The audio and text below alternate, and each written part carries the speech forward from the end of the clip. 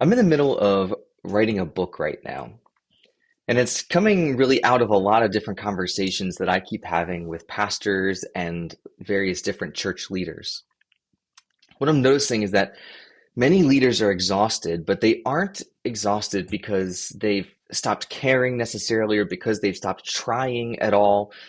In fact, it seems that like what they're doing is actually they're trying harder and they're working more and they're caring more, but what they're doing no longer seems to be working the way that it once did.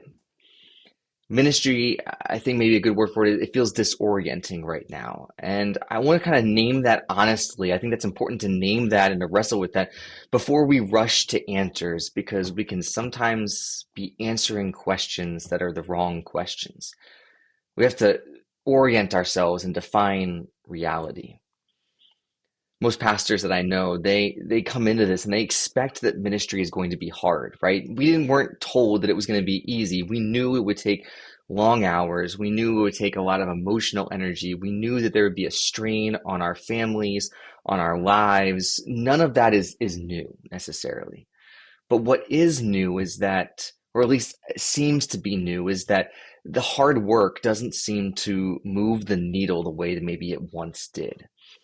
The hours still are long, the emotional weight is still heavy, the expectations haven't gone down. We still have to show up for all of the hospital visitations and lead the Bible studies and administrate the small groups and prepare the message each week and all of the little things. Lots of effort, right?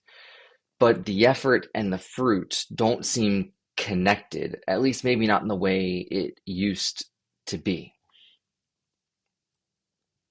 I think what maybe makes it even more confusing is that at the same time, we have access, like crazy access to ridiculous amounts of training and education and resources, like way more than there probably was access before.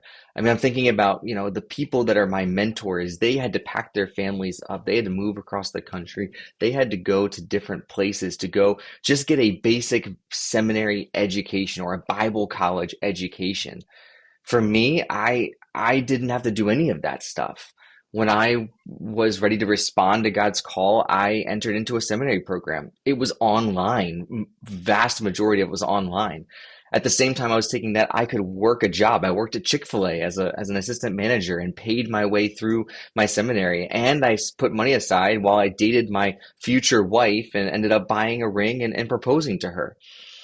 We have online seminary. We have Everybody has their own conference nowadays. There are so many conferences. There's so many good podcasts. There's so many good books. There's coaching. There's best practices that are there. There's so much stuff that we have access to as pastors that would have been unthinkable just a couple decades ago. And on paper, you would think because of that, it might be one of the easiest times to lead effectively because whenever there's a problem, there's someone else who probably has the answer to it. And yet, it feels like there's this a lot of activity. There's a lot of maybe some ideas. There's a lot of education, a lot of training, but at least in the orbits that I'm working in, there seems to be very little lasting change that's occurring. A lot of very little traction. And I think for most leaders, this idea doesn't turn necessarily into like loud fits of anger and rage, although that might be the case for some. But I think most of us know we're not really allowed to be angry. We're not supposed to be angry. That's not it. Instead, it kind of turns inward on ourselves, right? We start asking kind of the questions like, did I miss God's call? Did am I the problem? Is there an issue here? If I were to stop pastoring, do I even know how to do anything else? And that kind of quiet self-doubt, that quiet doubt in our call is kind of corrosive. It doesn't necessarily cut us up all at once, but over time, it slowly wears leaders down. And I'm becoming more convinced now that what we're doing is we're not experiencing right now failure, although it feels like that a lot of times. But really, the church is what we're experiencing, and many have written about this. Todd Bolsinger and Canoeing the Mountains and others that really we're into unfamiliar territory. It feels like we're leading in a place that is kind of off the map or without a map. We're in frontier type of territories. I remember being a kid. I played tennis a lot as a kid, and so we went and spent a lot of summers at the community pool, and there were tennis courts right next to it. And so I spent a lot of hours on those courts. And I remember being at the pool one day, and some friends of mine, a big group of boys, where they all wanted to go down, and they said, "Hey, Brian, do you want to play tennis baseball?" I was like, "Sure." That sounds great. Like, I already am a pretty good tennis player. I take lessons on the regular. I've been working on how to hit, with a lot of spin and heaviness and my footwork and anticipating where the shot goes net. Like, I should be great at this, right? And so I grab all my stuff. I grab my bag. It's got multiple rackets in it and everything else. I get down to the courts, and there's a bunch of kids around. They have an old tennis ball. They have a racket that someone's mom probably picked up at Kmart or Walmart or some of those places. And half the kids don't even have tennis shoes on. And so they start to pick teams and I quickly realized that the only connection to tennis that this has is that we're using a tennis ball on a tennis court, and it's a tennis racket instead of a baseball bat. But otherwise, the sport is baseball. We're just doing it on a tennis court with a tennis racket and a tennis ball instead of with a baseball bat and a baseball on a baseball diamond.